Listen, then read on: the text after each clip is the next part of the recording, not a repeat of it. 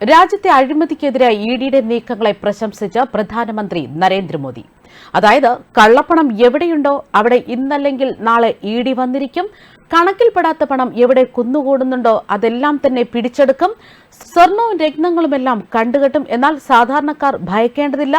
കുന്നുപോലെ ഇതെല്ലാം സമാഹരിച്ചു വെച്ചിരിക്കുന്നവർ മാത്രം ഭയന്നാൽ മതി. അത്തരത്തിൽ അഴിമതിക്കാരെ, അതായത് എൻഫോഴ്സ്മെന്റ് ഡയറക്ടറേറ്റ് നടത്തുന്നത് അഴിമതിക്കെതിരെയുള്ള കർക്കശവും അചഞ്ചലവുമായ നടപടികളായിരിക്കുമെന്നാണ് മോദി സർക്കാർ വ്യക്തമാക്കുന്നത്.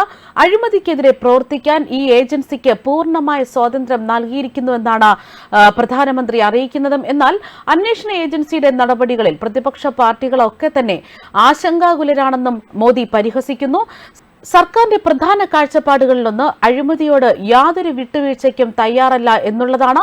2014 മുൻപ് ഇഡിക്ക് ജോലിയെടുക്കാനൊന്നും അനുവാദമുണ്ടായിരുന്നില്ല. എൻഫോഴ്സ്മെന്റ് ഡയറക്ടറേറ്റിന്റെ കാര്യം എടുത്താൽ തന്നെ 2014 വരെ PMLA-യുടെ കീഴിൽ 1800 കേസുകളാണ് രജിസ്റ്റർ ചെയ്തിട്ടുള്ളത്. ഇക്കഴിഞ്ഞ 10 വർഷത്തിനുള്ളിൽ 4700 കേസുകൾ രജിസ്റ്റർ ചെയ്തു.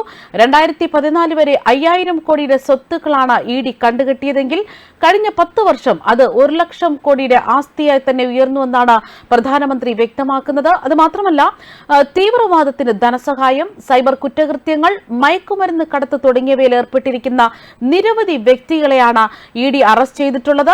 വലിയ കുറ്റകൃത്യങ്ങൾക്ക് തടയിട്ട് ഇഡി 1000 കോടിയുടെ സ്വത്തുക്കളാണ് കണ്ടുകെട്ടിയത്. ഇത്തരത്തിൽ മാതൃകാപരമായ പ്രവർത്തനം നടത്തുമ്പോൾ കുറച്ചുപേർക്കൊക്കെ ബുദ്ധിമുട്ടുണ്ടാകുമെന്നത് സ്വാഭാവികമാണ്.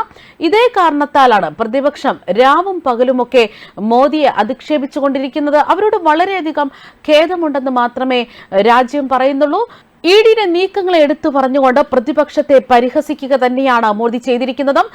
തിരഞ്ഞെടുപ്പ് സമയത്ത് കടലാസിൽ കണക്ക് കൂട്ടി പ്രതിപക്ഷം സ്വപ്നങ്ങളൊക്കെ നെയ്തുകൊണ്ടിരിക്കുകയാണ്. പക്ഷേ മോദി സ്വപ്നങ്ങൾക്കപ്പുറത്താണ് മോദി ഗ്യാരണ്ടിയിലേക്ക് കടന്നു കഴിഞ്ഞിരിക്കുന്നത് എന്നാണ് വ്യക്തമാക്കുന്നത്. അതുമാത്രമല്ല, നമുക്കറിയാം മോദി ഗ്യാരണ്ടി എന്ന് പറയുന്നത് തന്നെ ജനങ്ങൾക്ക് പുത്തൻ ഉണർവും ഊർജവും ഒക്കെ നൽകുന്നത് തന്നെയാണ്. ഇതിനു മുമ്പ് ഉത്തർപ്രദേശ് മുഖ്യമന്ത്രി യോഗി ആദിത്യനാഥ് പറഞ്ഞത് ഇങ്ങനെയാണ്: ഉത്തർപ്രദേശിൽ 10 രാജ്യസഭാ സീറ്റുകളിൽ 10ൽ 8 BJP സ്ഥാനാർത്ഥികൾ വിജയം നേടിയതിന് പിന്നാലെയാണ് യോഗി ആദിത്യനാഥ് ഇത്തരത്തിൽ പ്രതികരിക്കുന്നത്. ജനങ്ങളെ പൂർണ്ണമായും വിശ്വാസത്തിലെടുത്തുകൊണ്ടുള്ള ഒരു ഭരണം തന്നെയാണ് കേന്ദ്ര സർക്കാർ നടപ്പിലാക്കുന്നത്. കേന്ദ്രത്തിൽ 3ാം തവണയും BJP അധികാരത്തിൽ വരണമെന്നാണ് ജനങ്ങൾ ആഗ്രഹിക്കുന്നത്. ജനാധിപത്യത്തിൽ ജനങ്ങളാണ് പരമപ്രധാനമായ ഘടകം. ഞങ്ങൾ ഓരോരുത്തരും ജനങ്ങളെ ദൈവമായിട്ടാണ് കണക്കാക്കുന്നത്. ജനങ്ങളുടെ ക്ഷേമം ഉറപ്പാക്കിക്കൊണ്ട് അവർക്കായി സേവ ചെയ്യാൻ ഞങ്ങൾ പ്രതിജ്ഞാബദ്ധരാണ്. ജനങ്ങളിൽ നിന്നും ലഭിക്കുന്ന ഓരോ നിർദ്ദേശങ്ങളും ഉപദേശങ്ങളും സ്വീകരിക്കുന്നു എന്നതാണ് BJP രാജ്യത്ത് മറ്റ് പാർട്ടികൾക്കിടയിൽ നിന്ന് തന്നെ വ്യത്യസ്തരാക്കുന്നത്. ലോകത്തിലെ ഏറ്റവും വലിയ പാർട്ടി തന്നെയാണ് BJP. താഴെത്തട്ട് മുതൽ സംഘടനാ സംവിധാനം പാർട്ടിക്കുണ്ട്. ജനങ്ങളിൽ നിന്നും ലഭിക്കുന്ന ഓരോ ഉപദേശത്തെയും BJP നേതാക്കൾ ഹൃദയത്തിലേറ്റുകയാണ്.